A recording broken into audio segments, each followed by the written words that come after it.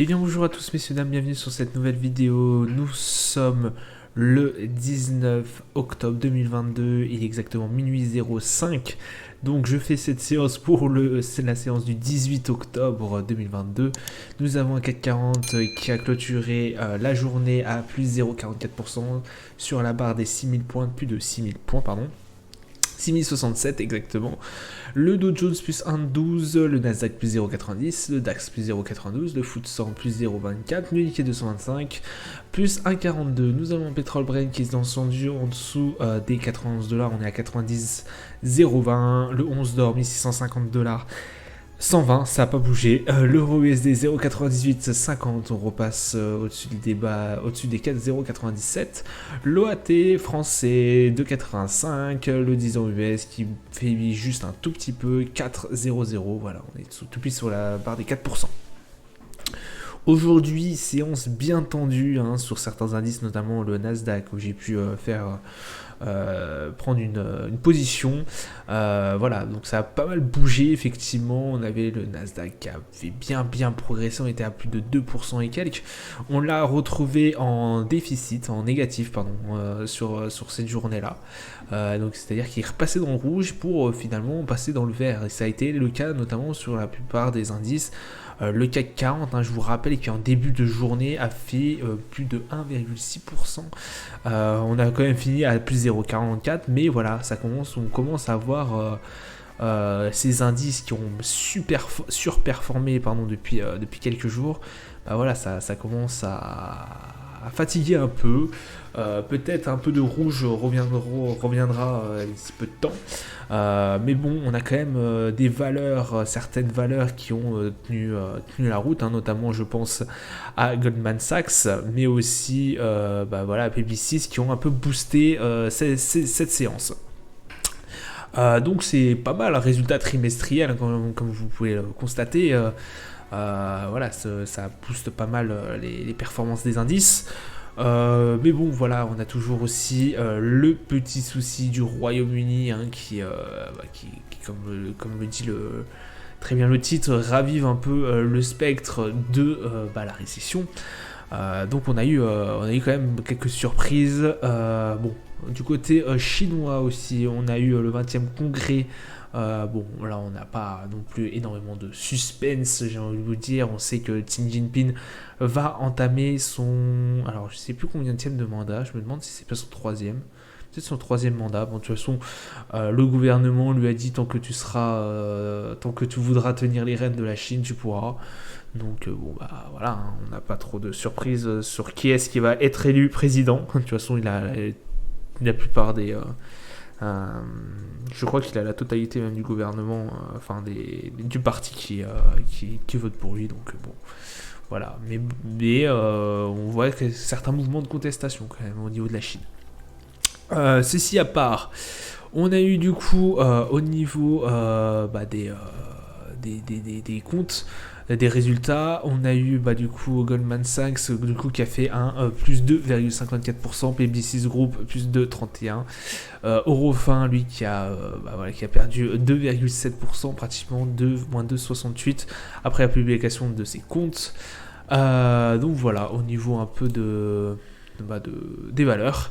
Au niveau du calendrier d'annonces économiques, donc du coup on a eu le 20e congrès, donc demain il y aura aussi un autre 20e congrès, voilà, bon, ce soir pardon, à 2h du matin et quelques. Bon, pas grand chose à dire là-dessus, si ce n'est qu'ils vont élire encore une fois Xi Jinping.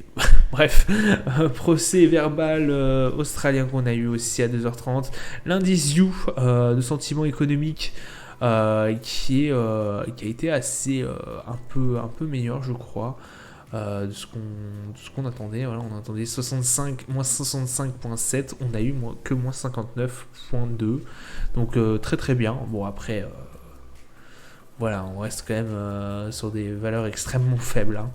Ne l'oublions pas, demain nous aurons le taux d'inflation du niveau du GBP qui va être très attendu. On attend une inflation à 10%. Ça va faire très mal, je pense, au niveau de l'inflation, au niveau de la Grande-Bretagne. Là, ils s'en sortent pas très bien, les Britanniques. faute aussi un peu au Brexit qui les met un peu en danger. Le taux d'inflation au niveau du Canada à 14h30 et les mises en chantier et permis de construire, donc tout ce qui est tout ce qui est immobilier un peu, construction BTP pardon, à 14h30 au niveau des US. Et ce sera tout pour la séance de demain. Au niveau des marchés, du coup, on a eu un CAC 40 qui a fini en légère baisse. Bon, alors légère baisse sur la totalité de la séance avec le gap bien évidemment 6090 points. On reste quand même très proche des 6100 points, en tout cas sur ce broker. Bon, voilà, on n'est pas très loin non plus, mais voilà, sur une journée entière, on est à 6090 points. Reste très satisfaisant, je vous rappelle qu'on a commencé à 5700 et quelques points il y a de cela un peu moins de 4 séances, donc beau rallye. Le Nasdaq, pardon, je ne l'ai pas mis en D1, voilà, donc on est à 11 272 points, deux journées de séances consécutives dans le vert.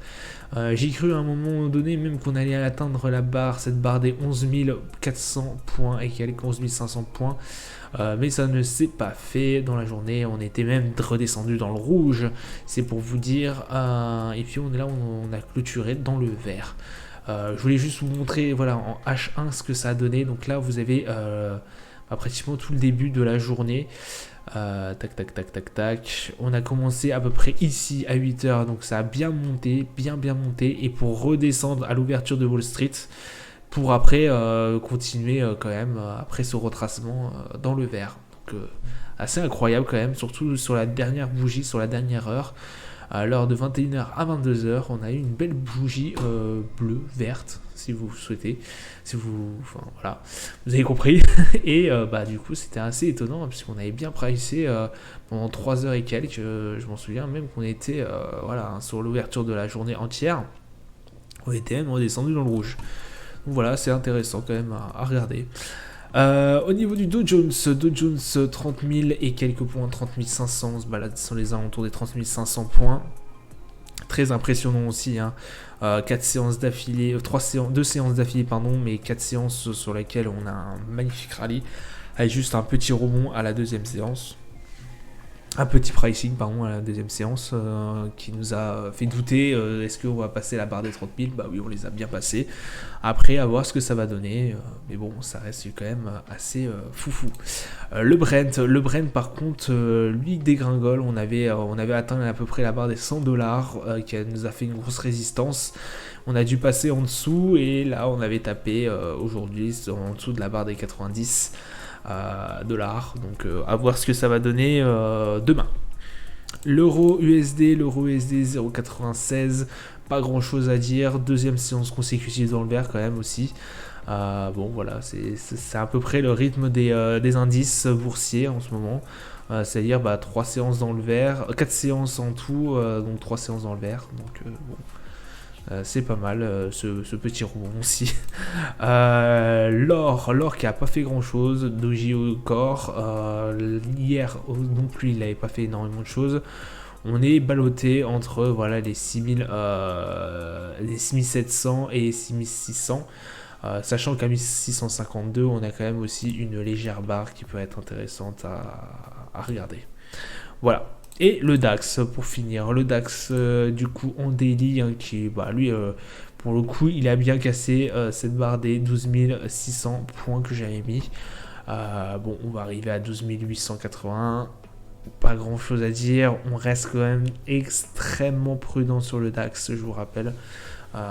Cet indice allemand qui prend extrêmement cher depuis le début de l'année, effectivement, et qui a énormément pricé du fait notamment on sait que l'inflation touche énormément, l'inflation en tout cas des matières énergétiques touche énormément les Allemands, et que selon la banque allemande, nous sommes bien en récession au niveau de l'économie allemande.